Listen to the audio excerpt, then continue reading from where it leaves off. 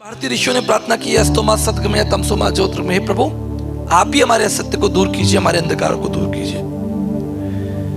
अब अद्भुत बात यह किसी भी भाषा में की जाए, परमेश्वर को तो सब भाषाएं आती है। बाइबल कहती है कि उसने सब भाषाओं को उत्पत्ति की। दुनिया की तमाम, आपकी मराठी भाषा, बंगाली, उड़िया, कन्नड़, तेलुगु, और केवल भारत की क्यों, रशिया की, French, America, Japan, Turkey, Spain, Spanish, दुनिया की बात करिए ना, दुनिया की बात कीजिए। हम सिर्फ अपने भौगोलिक क्षेत्र को ही देखते हैं, अपने आसपास के क्षेत्र को देखते हैं। भाई हम इस शहर में रहते हैं, अरे भाई बहुत बड़ी दुनिया है, बहुत बड़ी दुनिया। पूरी दुनिया की बात कीजिए। पूरी दुनिया का बोझ कौन उठाएगा? पूरी दुनिया के लिए कौन अपना प्राण दे सकता है? आपको समझना है, इस संसार में केवल परमेश्वर जो है वो समस्त मानव जाति का बोझ उठा सकता है। उसका केवल एक ही कारण है कि समस्त मानव जाति का रचयिता वो स्वयं है। इसको समझ लीजिए, इस रहस्य को। वो हमारा बोझ क्यों उठाता है? प्रभु का वचन क्या कहता है? ये सब परिश्रम करने वाले लोगों और बोझ से दबे लोगों, मेरे पास आओ, मैं तुम्हारा बोझ उठाऊंगा और तुम्हें शांति दूंगा। भाई आप क्यों उठाएंगे? आप कौन है? प्रश्न उठता है, आप क्यों मेरा बोझ उठा रहे हैं? इसको समझ लीजिए, क्योंकि वो कोई संत नहीं है, कोई महात्मा नहीं है, स्वयंभू परमेश्वर है। उसने ही हमें प्राण दान दिया है, उसने हमको जीवन दिया है। वही प्रभु है। आदि में वचन था, वचन परमेश्वर के साथ था, और यही वचन परमेश्वर था, और यह वचन देदारी हुआ। तो आपको यह समझना होगा कि वो आपका बोझ उठाने को क्यों तैयार है। मैं एक उदाहरण देता हूं। मैं ट्रेन में यात्रा कर रहा था, तो हमारे साथ एक बहुत बीमार बच्चा था, छोटा बच्चा था, जिसकी उम्र लगभग करीब करीब साल, 1.5 साल रही होगी। बहुत बीमार था। तो उसकी माँ उसको लेके बैठी हुई थी, लंबी यात्रा थी। मैं भी ऊपर से देख रहा था कि ऊपर सीट पर खड़ा था। मैं कहा, प्रभु इनकी यात्रा बड़ी कठिन है, इन पर दया कीजिए। नीचे लोग बैठे हुए थे, बातें कर रहे थे। कोई राजनीति की बात कर रहा है, कोई मौसम की बात कर रहा है, कोई कह रहा है गाड़ी लेट चल रही है, कोई कह रहा है मूंगफली खा लो। तो लोग बातचीत कर रहे हैं अपनी, और मैं उस बच्चे की थोड़ी चिंता कर रहा हूं, क्योंकि वो हृदय मेरे अंदर है। मैंने कहा चलो भाई मैं इसके लिए लेटे लेटे प्रार्थना करूं। इतने में क्या हुआ, उस बच्चे ने उल्टी कर दी, वॉमिट कर दी। वॉमिट करते ही वहां भगदड़ मच गई, सब भाग गए इधर उधर। लोग जो बड़े राजनीति, बड़े धर्म की बात कर रहे थे, बड़ा ज्ञान दे रहे थे, भाग गए इधर उधर। बच्चे ने उल्टी की, उसकी स्मेल इतनी भयानक थी, तो वो सब ज्ञानी लोग इधर तितर बितर हो गए। लेकिन मां नहीं भागी। मन तो मेरा भी क्या कि चलो भाई निकल जाओ यहां से, लेकिन मुझे वो दृश्य, परमेश्वर बात कर रहा था। परमेश्वर उदाहरणों में ही तो बात करेगा। कैसे बात करेगा मुझे बताइए आप।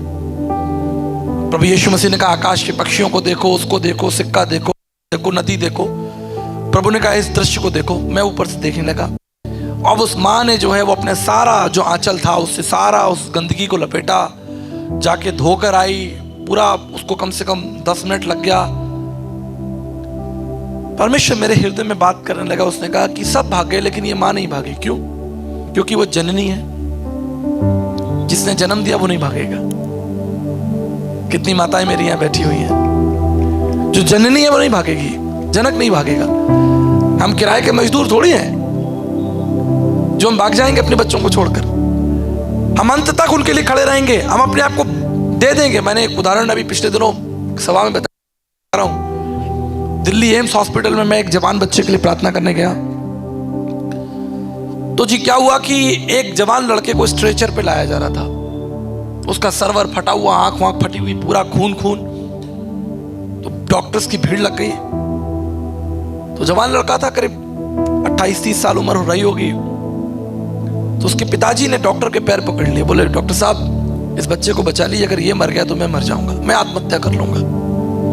और ये कहते कहते उसने अपने सर से पगड़ी उतारकर डॉक्टर्स के पैरों में रख दी। ये बड़ा रहस्यमय, मैं कह सकता हूं कि बड़ा ही रहस्यपूर्ण चित्र था वो। केवल गंभीर व्यक्ति ही इस व्यक्ति को समझ सकता है। चालाक लोग इन बातों को नहीं समझ पाएंगे। जिनके अंदर हृदय करुणा है वो इन बातों को समझेंगे। उस पिता ने अपनी पगड़ी को डॉक्टर्स के पैरों में रख दिया और कहा कि डॉक्टर साहब मैं अपनी पगड़ी आपके पैरों में रख रहा हूं, मेरे बेटे को बचा लीजिए। क्या ऐसी बात थी कि उस पिता ने अपनी पगड़ी, अपना सम्मान डॉक्टर्स के पैरों में रख दिया, क्योंकि वो पिता था। सड़क पर चलता वो कोई आदमी नहीं, कोई किराए पे बुलाया गया तमाशबीन नहीं था, पिता था। सुसमाचार क्या है? सुसमाचार कोई मनुष्यों की दृष्टि में लिखा गया, कोई चालाकी से लिखा गया कोई दर्शन नहीं है। सुसमाचार स्वयं परमेश्वर की ओर से समस्त मानव जाति के लिए एक उपाय है। मुझे बड़ा दुख लगता है जब लोग इस सुसमाचार का विरोध करते हैं, हाय हाय करते हैं, नारे लगाते हैं, मसीह समाज का विरोध करते हैं। अरे ईसाई, अरे भाई कोई ईसाई नहीं बन सकता। हम इस लायक ही नहीं है कि हम ईसा मसीह के समान बन जाए। वो कितने पवित्र, कितने महान, कितने दयालु। हम क्या धर्म क्या होता मुझे बताओ आप। मैं बड़ी स्पष्टता से पूछता हूं। प्रभु यीशु मसीह ने उन लोगों के संग खाना खाया जिनको आप देखना भी पसंद नहीं करेंगे। कोढ़ियों के संग बैठे, अनाथों के संग, विधवाओं के संग बैठे, बीमार लोगों के सर पर हाथ रखा। आप नहीं कर सकते, कोई मनुष्य नहीं कर सकता। परमेश्वर मनुष्य बन गया, इस संसार में मनुष्य बनकर 33.5 साल तक रहा। ये शुभ संदेश है, ये कोई कर्मकांड नहीं है। जिन चीजों को आप देखना और छूना नहीं चाहते, उन चीजों को प्रभु ने कहा कि ये मेरे ऊपर डाल दो। तुम अपने सारे पाप, अपने अधर्म, अपनी अज्ञानता मुझे दे दो, मुझे तुम्हारा ध्यान है। I take care of you. ये कोई नहीं कर सकता, कोई कर ही नहीं सकता। मैं आपको बता रहा हूं, लोग आपको ज्ञान दे सकते हैं लेकिन जान कोई नहीं दे सकता आपके लिए। Nobody can taste death for you। तुम्हारे लिए कोई मृत्यु को नहीं चखेगा। जैसी मृत्यु आएगी तुरंत निकल लेगा। मृत्यु छोड़ो, कोई पुलिस आएगी तो ही निकल लेगा। पड़ोसी के पास अगर पुलिस दरवाजा खटखटाए शाम को, ठक ठक ठक ठक, 4 आदमी दूर से ही देखते भाई क्या हो गया। अगर पुलिस को देखकर तुम्हारी हालत ऐसी खराब है तो सोचो परमेश्वर को देखकर कितनी भयानक होगी। होता ना, किसी पड़ोसी की अगर पुलिस आ जाती है तो हम दूर से झांक के देखते हैं। हम कभी नहीं जाते आगे बढ़कर कि भाई क्या बात हो गई, हमें बताओ। ये हमारा बड़ा अच्छा मित्र है, बड़ा अच्छा सहयोगी है, हमारा पड़ोसी है, हम जानते हैं, हम इसकी गारंटी लेते हैं। लेकिन प्रभु क्या कहते हैं? मैं जानता हूं तुम कमजोर हो, मैं जानता हूं तुम अकेले हो, मैं जानता हूं कि तुम्हें मेरी आवश्यकता है। इसलिए मैं बहुत कम समय में और कम शब्दों में आपको महत्वपूर्ण बातें बता देना चाहता हूं, जो आपके हित के लिए होंगी, जो आपके लिए महत्वपूर्ण होंगी। परमेश्वर का वचन पवित्र शास्त्र बाइबल मत्ती 9 अध्याय 36 में लिखा है, और यीशु मसीह ने एक बड़ी भीड़ को देखा और तरस से भर गए। When Jesus saw a big crowd, multitudes, 5000 लोग, प्रभु यीशु मसीह तरस से भर गए, करुणा से भर गए। सामर्थी परमेश्वर। देखिए बात याद रखिएगा, कोई व्यक्ति धनवान हो, बुद्धिमान हो और सामर्थी हो, धनवान हो, बुद्धिमान हो और सामर्थी हो, और उसके बाद में भी वो करुणा में है, ये एक रहस्य है। डॉक्टर एपीजे अब्दुल कलाम, मैं धन्यवाद करता हूं, मुझे अवसर मिला कि मैंने उनको सुसमाचार दिया, उनके लिए प्रार्थना की। तो वो योग्य थे, भारत के राष्ट्रपति थे, पद थी, प्रतिष्ठा थी, सम्मान था, किसी को भी पकड़वा सकते थे, किसी के बारे में अरे भाई ये व्यक्ति गलत कर रहा है, पुलिस उनकी, सब पीछे लोग कमांडोज लगे हुए हैं। लेकिन उनका जो हृदय था बड़ा कोमल था, बड़ा कोमल हृदय था। आज भैया देखो लोगों को, ऐसे ऐसे खतरनाक लोग घूम रहे सड़क पर, बहुत खतरनाक लोग हैं। मैं बता रहा हूं आपको, अगर आपकी गाड़ी किसी से टच हो जाए तो वो ये नहीं पूछेगा भाई साहब आप ठीक हो, वो आके पहले आपके दांत तोड़ेगा। क्या तुमने मेरी गाड़ी तोड़ी, मैं तुम्हारी दांत तोड़ूंगा। ये चल रहा है। झूठ फरेब देखो, जिस दवाई में आप 20 रुपए में ठीक हो सकते थे उसके लिए 2000 रुपए ले लिया आपसे, ठग लिया आपको। जो आप 50 रुपए में ठीक हो सकते थे उसके लिए आपसे 50,000 रुपए रखवा लिए। चल रहा है कि नहीं चल रहा है बताओ। मैं गलत हूं तो आप मुझे बता दीजिए। जो टेस्ट 100-200 में हो जाना चाहिए था उसके 4-4 हजार, 5-5 हजार, 10-10 हजार रुपए बिजनेस चल रहा है। गरीब आदमी कहां जाएगा? और कौन ठग रहा है? इंसान ही तो ठग रहा है। कोई शेर चीता तो आपको काटने नहीं आ रहा, कोई जंगली जीव तो नहीं आपको काटने आ रहा, सब अपने अपने घरों में बैठे। खतरा आपको किससे है? इंसान से ही है। ना हो तो आप मुझे बता दो कि मुझे खतरा नहीं है। खतरा ही खतरा है सब तरफ। अब वो जो खतरनाक जो व्यक्ति है वो खतरनाक काम भी कर रहा है। अब साहब दिवाली के समय में मिठाई बनती है, टीवी में 10 दिन चलता है, 200 किलो नकली खोया पकड़ा गया। लो जी, अब मिठाई भी आप नहीं खा सकते, खोया नकली चल रहा। आप बताओ, मैं झूठ बोल रहा हूं तो? दवाइयां नकली चल रही, मिठाई भी नकली चल रही, दवाई भी नकली चल रही। कहां जाए इंसान?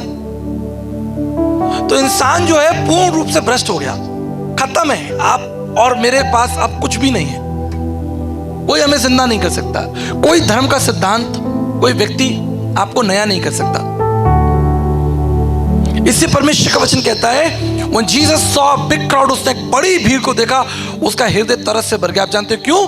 क्योंकि वो एक भटकी हुई भेड़ों के समान लोग बैठे हुए थे। भटकी हुई भीड़, भूखी प्यासी कमजोर भीड़ जो है वो वहां पर बैठी हुई है। नैतिक मूल्य भ्रष्ट हो गए, पारिवारिक मूल्य भ्रष्ट हो गए, खा गए लोग एक दूसरे को, नष्ट कर दिया। एक देश ने दूसरे देश को नष्ट कर दिया, एक राज्य ने दूसरे राज्य को नष्ट कर दिया। भैया अच्छा है, मुझे अभी बड़ा लफड़ा चल रहा है भाई भाषाओं को लेकर। मैं हिंदी बोल रहा हूं भाई, आपको स्वीकार होनी चाहिए। बड़ा लफड़ा चल रहा है भाई। अब तो मैं सोच रहा हूं सब भाषाएं सीख लूं, पता नहीं किस राज्य में जाके वही भाषा बोलनी पड़े। बहुत कुछ संसार में चल रहा है, बहुत कुछ। मिठाई से लेके दवाई से लेके सब नकली, सब भ्रष्टाचार चल रहा है। इंसान दुखी है, बहुत दुखी है। आप दुखी नहीं हो? मुझे बताओ। शिक्षा का स्तर देखिए, बाप रे बाप। एक गरीब आदमी फीस दे दे के परेशान है, कहां से लाए? अपने बच्चों को पढ़ाए। 3 बच्चे हो गए तो अब पहले एक सपना होता था कि भाई 4-5 बच्चे होंगे तो आगे चलकर पिताजी को संभाल लेंगे, 3-4 बच्चे होंगे। अब इतना कष्ट समय आ गया है कि माता पिता सोचते हैं कि भाई हम इनको खिलाएं कैसे, इनको पढ़ाएं कैसे। बहुत कष्ट। और पूरी दुनिया में, ऐसा नहीं कि आपके शहर में, पूरी दुनिया जो है भयानक रूप से खत्म हो चुकी है। इसी परमेश्वर का वचन क्या कहता है, सुन लीजिए ध्यान से, कि जब यीशु मसीह ने एक बड़ी भीड़ को देखा, उसे तरस आया कि ये बीमार लोग हैं, कमजोर लोग हैं, और उसने अपने शिष्यों से कहा कि इनके लिए भोजन की तैयारी करो। ये भोजन सिर्फ तो आपके पेट के लिए नहीं था, ये भोजन आपकी आत्मा के लिए था। जैसे आप शारीरिक भोजन करते हैं तो आपको बल मिलता है, शक्ति मिल जाती है, आप दौड़ सकते हैं, काम पे जा सकते हैं। इसी तरीके से प्रभु यीशु मसीह इस संसार में हमें आत्मिक भोजन देने के लिए, हमारी बुद्धि को नया करने के लिए,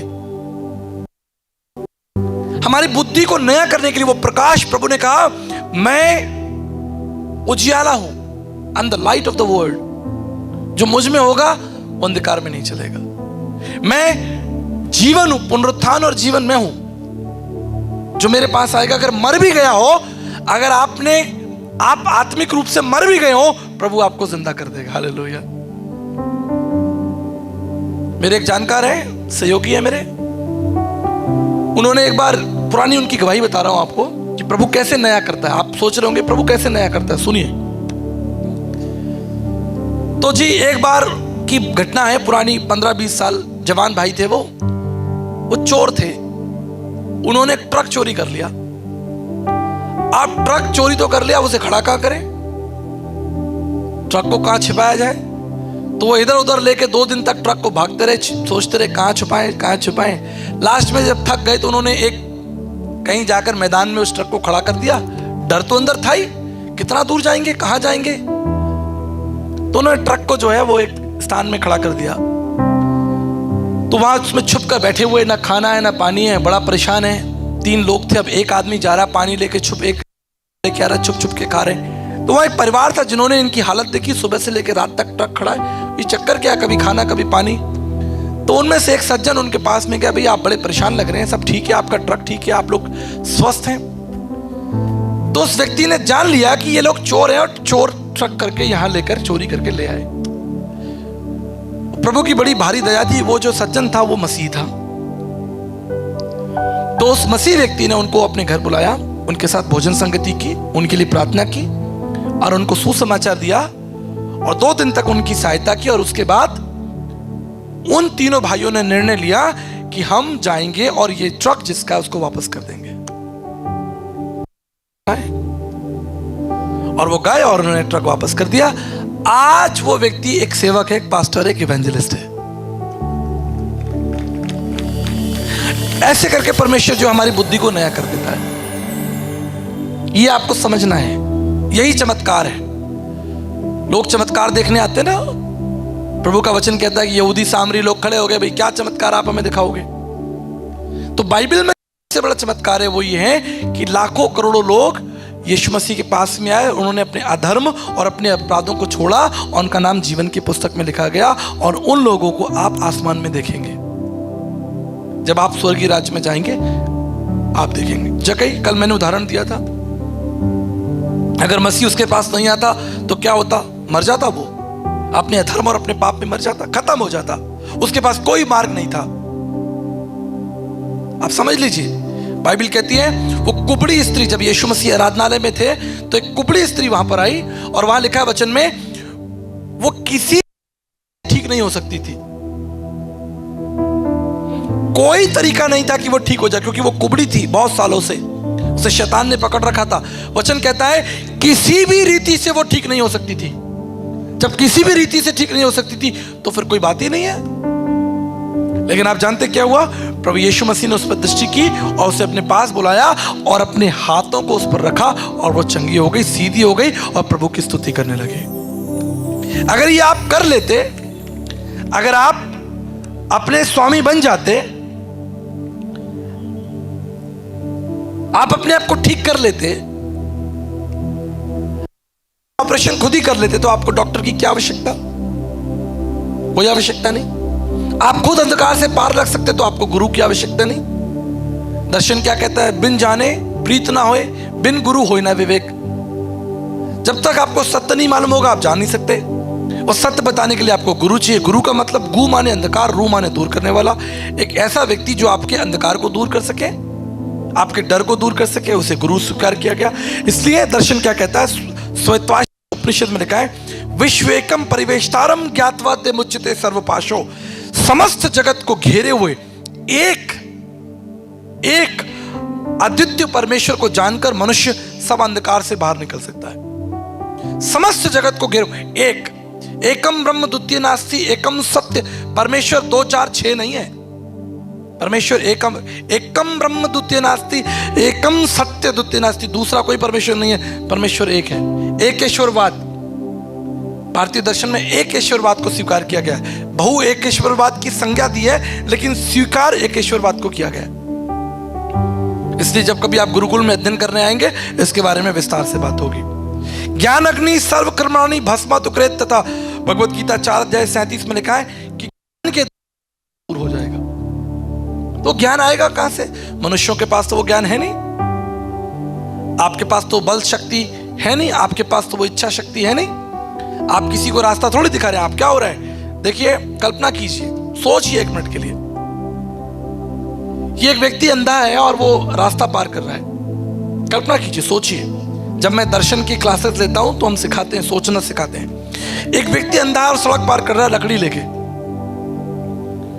और दूसरा कोई व्यक्ति आया, उसने देखा कि अंधा सड़क पार कर रहा है। उसने क्या किया? उसे उसका हाथ पकड़कर धीरे धीरे एक गड्ढे की तरफ ले गया और उसे गड्ढे में गिरा दिया। आपको कैसा लगेगा? उस दृश्य को देख रहे आपको कैसा लगेगा? एक व्यक्ति ने जो देख सकता है और वो देख रहा है कि एक अंधा सड़क पार कर रहा है, लेकिन उसने शरारत की, उसने बदमाशी की और उस अंधे को एक गड्ढे की तरफ ले गया और उसके लिए ठोकर का कारण बना, गड्ढे में गिराने का कारण बना। How you will feel? आपको बुरा लगेगा, आपको कष्ट होगा, शायद आप उस व्यक्ति से झगड़ा करेंगे, उसे मारेंगे और उस अंधे की सहायता करेंगे, उससे निकाल। अगर आपके अंदर आत्मा होगा, अगर आप एक सच्चे ईमानदार व्यक्ति होंगे, आप इस चीज को बर्दाश्त नहीं कर पाएंगे। अगर आप मनुष्य होकर बर्दाश्त नहीं कर सकते तो क्या परमेश्वर बर्दाश्त कर लेगा कि सारी मानव जाति अंधकार में उस गड्ढे में गिर जाए, शैतान सबको लूट ले, सबका नाश हो? कभी नहीं हो सकता। इसी परमेश्वर का वचन पवित्र शास्त्र बाइबल क्या कहती है? उसने इकलौते पुत्र को, पुत्र क्या होता है? पुत्र ये नहीं कि ऊपर परमेश्वर है, उसकी पत्नी है, उनके एक बच्चा हुआ, संसार में भेज दिया। पुत्र का मतलब होता है सामर्थ्य, संपूर्णता, अथॉरिटी। जब यीशु मसीह ने कहा द्वार में हूं, तो वो ये लकड़ी के दरवाजे की बात थोड़ी कर रहा है। जब यीशु मसीह कहते हैं कि मैं जीवन का जल हूं, तो जल का मतलब वो पानी की नदी की बात थोड़ी कर रहा है। वो तो एक संज्ञा दे रहा है, एक संज्ञा आपको समझाने के लिए उदाहरण दे रहा है कि मैं जीवन का जल हूं, मैं वो द्वार हूं जिससे तुम आओ जाओगे, तुमको स्वतंत्रता होगी। लकड़ी का द्वार थोड़ी है। इसी तरीके से पुत्र का मतलब ये नहीं है कि ऊपर कोई परमेश्वर है, उसकी पत्नी, उसने अपने पुत्र को भेज दिया। पुत्र, पुत्राणी, पुत्रम, पुत्र जो है वो परमेश्वर का उपाय है। उपाय को पुत्र कहा गया है। परमेश्वर की सामर्थ्य को, फुलनेस को पुत्र कहा गया है। इसलिए उस परमेश्वर ने क्या किया? इब्रानियों उसका 10 अध्याय उसके 5 में लिखा हुआ है कि एक यज्ञ वेदी तैयार की जाए, एक महायज्ञ होगा जिसमें परमेश्वर एक यज्ञ शरीर रूप धारण करेगा, इस संसार में आएगा। यीशु मसीह कौन है ये आपको समझना है, और जितनी जल्दी समझ लें आपके लिए बेहतर होगा, मेरे लिए बेहतर होगा। मेरी बात याद रखिएगा, परमेश्वर का उपाय।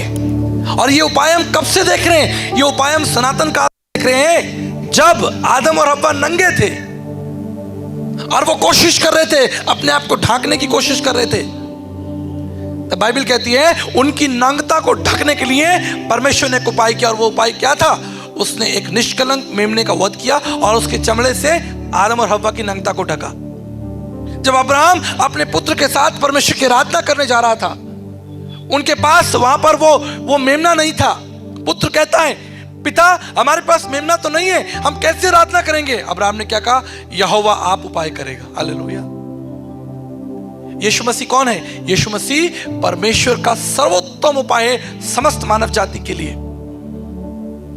वो संसार में धर्म की स्थापना करने के लिए नहीं आया था, कर्मकांडों की स्थापना करने के लिए नहीं आया था। अंतिम बात बताकर मैं समाप्त करना चाहता हूं। परमेश्वर के श्रेष्ठ दास साधु सुंदर सिंह एक नदी में स्नान कर रहे थे। नदी का जल बड़ा ठंडा और बड़ा मीठा था। तो उन्हें लगा कि नदी का जल जो है बहुत ठंडा और मीठा है, क्यों ना मैं एक घड़े के इस जल को अपने घर ले चलूं, बड़ा स्वादिष्ट है, बड़ा मीठा है। तो उन्होंने एक घड़े में जल को इकट्ठा कर लिया और अपने कंधे पर रखकर अपने घर की तरफ चलने लगे। ध्यान से सुन लीजिए। तो जब मार्ग में उस घड़े को लेकर जा रहे थे तो उनको थकान हुई। घड़ा कंधे पर आप रख लोगे 5 किलो का, 10 किलो का, तो थकान तो होगी। यहां से लेकर गेट तक जाओगे, थक जाओगे। उन्होंने कहा भाई मुझे थकान हो रही है। उन्होंने अपना घड़ा नीचे रखा, थोड़ा आराम किया, फिर घड़े को उठाया, फिर रखा, फिर चले, फिर आराम किया। तो पवित्र आत्मा ने साधु सुंदर सिंह जी से सवाल पूछा कि सुंदर सिंह क्या बात है, बार बार घड़ा नीचे रख देते हो? बोले प्रभु जी बड़ा भारी है, क्या करूं, थोड़ा आराम मिल जाता है। बोले अरे अभी तो तुम नदी में स्नान कर रहे थे। तो जब आप नदी में स्नान करोगे, तैरोगे, गोते लगाओगे, तो टनों पानी आपके ऊपर होगा। जो लोग तैरना जानते हैं उनको पता है, जब आप स्विमिंग पूल में अंदर नीचे उतरोगे, पानी के अंदर नीचे उतरोगे, तो पानी का बहुत बाहर जो है वो आपके पीठ पर होगा। तब आपको थकान नहीं होती। पूरा स्विमिंग पूल तुम्हारे ऊपर चढ़ा जा रहा है, पूरी नदी का हजारों टन पानी तुम्हारे ऊपर, और तुम नीचे गोता लगा रहे हो। गोताखोरों को भी देखा, ऑक्सीजन लगा के नीचे चले जाते हैं। हजारों टन पानी तुम्हारे ऊपर है, तुमको दर्द का अनुभव नहीं हो रहा। 5 किलो पानी लेके चल रहे हो, तुम्हारी हालत खराब। ये रहस्य, इसको समझ लीजिए। जब तक आप पाप में तैरते रहेंगे, आपको पाप का बोझ कभी पता नहीं चलेगा। आपको पता ही नहीं है कि आप पाप कर रहे हो। आपको तो आनंद आ रहा है लूटने में, खसोटने में। चोरी कर लो, उठा लो, डाका डाल लो, 2 रुपए की चीज 10 रुपए में बेच के। बीमार है, अच्छा बेटा तुम बीमार है, आओ बेटा आओ, हम बताते तुम्हें और बीमार करते हैं तुम्हें। लो दवाई ले जाओ 8,000 रुपए की। अच्छा बेटा तुम्हारे ऊपर केस है, लाओ बेटा 50,000 रुपए लो, तब तुमको छुड़वाता हूं। बहुत कुछ चल रहा है पूरी दुनिया में और सब जानते हैं। मैं ही क्या, सब जानते हैं। सत्य बोलने की थोड़ी हिम्मत हो। दुनिया में चल रहा है, पूरे विश्व में चल रहा है। चाइना के लोग भी कर रहे हैं, अफ्रीका भी कर रहे हैं, पाकिस्तान भी कर रहा है, जर्मनी, फ्रांस, सब जगह बेईमानी चल रही है। समझ लीजिए इस बात को। जब तक आप पाप में तैरते रहेंगे आपको पाप का बोझ पता नहीं चलेगा। लेकिन यदि आपके ही पाप, पड़ोसी के, रिश्तेदारों के, समाज के छोड़ो, यदि आपके ही पापों को आपके कंधे पर रख दिया जाए आप उठा नहीं सकते। आप ही के पापों की एक लिस्ट बनाकर आप ही के कंधे पर रख दी जाए बहुत भारी हो जाएगी, आप नहीं उठा सकते। इसलिए भारतीय दर्शन में लिखा है स्वयंभू सृष्टिकर्ता प्रजापत यगा यज्ञसम यगो यगा तत्रत्रम परमात्मम पुण्यदान बलयाग्नम सर्व पाप परिहरो रक्त प्रक्षणम आवश्यम परमात्मा श्रुत ब्रह्मनिष्ठम निष्पाप देहि त्रिकाल्यक उद्धार करता शरण स्थल। स्वयं परमेश्वर इस काम को करेगा, दूसरा कोई उपाय नहीं। उस बोझ को कोई नहीं उठा सकता। उस गंदगी को सिर्फ जननी ही उठा सकती है, जनक ही उठा सकता है जिसने पैदा किया हो। इसलिए परमेश्वर संसार में मनुष्य बनकर आ गया। आज हमारे लिए एक सीख है, हमारे लिए एक संदेश है। पहला यूहन्ना उसके 5 अध्याय 12 पद में लिखा है जिसके पास पुत्र है उसके पास जीवन है, जिसके पास पुत्र नहीं है उसके पास जीवन नहीं है। परमेश्वर का वचन कभी सलाह नहीं देता। परमेश्वर का वचन जो है वो आपको आदेश देता है। साफ साफ बात है, साफ बात। आपको अच्छी लगे कोई दिक्कत नहीं, बुरी लगे कोई दिक्कत नहीं। जिसके पास पुत्र है उसके पास जीवन है, जिसके पास पुत्र नहीं है वो जीवन को नहीं देखेगा, परमेश्वर के राज्य में प्रवेश नहीं कर सकता। तुम अपने अधर्मों को मान लो और छोड़ दो तो तुम पर दया की जाएगी। यह है शुभ संदेश। यदि तुम अपने अधर्मों को मान लो और छोड़ दो तो तुम पर दया की जाएगी, तुम नए कर दिए जाओगे। अपने सारे बोझ को उस परमेश्वर को दे दो, कोई दूसरा तरीका नहीं। परमेश्वर का उपाय आपके सामने है। The God's fullness, the authority, God Himself। इससे डॉक्टर सर्वपल्ली राधाकृष्ण जी ने कहा ज्ञान तुमको शास्त्रों में मिल जाएगा लेकिन जीवन यीशु मसीह के पास में। यदि तुम जीवन चाहते हो तो मसीह के पास में आओ, क्षमा मांगो, पश्चाताप करो, संपूर्ण रीति से अपने आप को उसके हाथों में दे दो। बाइबल कहती है आज भी वो करुणा में परमेश्वर है, आज भी वो आपके साथ है, आपकी चिंता करता है। आप योग्य नहीं थे उस गरीब बच्चे के समान उस मॉल में पहुंचने के योग्य नहीं थे, बड़ी दुकान में पहुंचने के योग्य नहीं थे, लेकिन वो आया, उसने हमारा हाथ पकड़ा, उसने कहा मैं स्वर्ग से आया हूं, मैं तुम्हें अपने साथ ले जाऊंगा, मैं तुम्हारा बोझ, मैं तुम्हारा दाम चुकाऊंगा। I will pay for you, I will give you a good shoes. मैं तुम्हारे पाँव में जूते दूंगा और तुम्हें एक सुंदर वस्त्र पहनाऊंगा और तुम्हारे सर पर जय का मुकुट रखूंगा, और जहां मैं रहता हूं वहां तुम रहोगे। मैं तुम्हारे आंसू, मैं तुम्हारा नाम जीवन की पुस्तक में लिखूंगा। यदि तुम मेरे पास लौट आओ और अपना सब बोझ मुझे दे दो। उसने कहा मैं तुम्हारी चिंता करता हूं। दौड़ के विश्वासियों, परमेश्वर के श्रेष्ठ सेवकों, याद रखिएगा सुसमाचार कोई सिद्धांत नहीं है, कोई सिद्धांत नहीं। सुसमाचार परमेश्वर की सामर्थ्य है, परमेश्वर का प्रेम है। याद रखिएगा when God created heavens and earth it cost nothing। जब परमेश्वर ने संसार को बनाया उसका कोई पैसा खर्च नहीं हुआ, बस उसने कहा और संसार बन गया। When God created heavens and earth, इस संसार को बनाने के लिए कोई दाम नहीं चुकाना पड़ा, बस कहा और हो गया। लेकिन संसार को बचाने के लिए when the time to save the world, he paid everything। उसने अपना सब कुछ संसार के लिए दे दिया ताकि संसार बचा लिया जाए। बनाने के लिए कोई दाम नहीं, लेकिन बचाने के लिए एक भारी कीमत चुकाई है, उसका नाम यीशु मसीह है।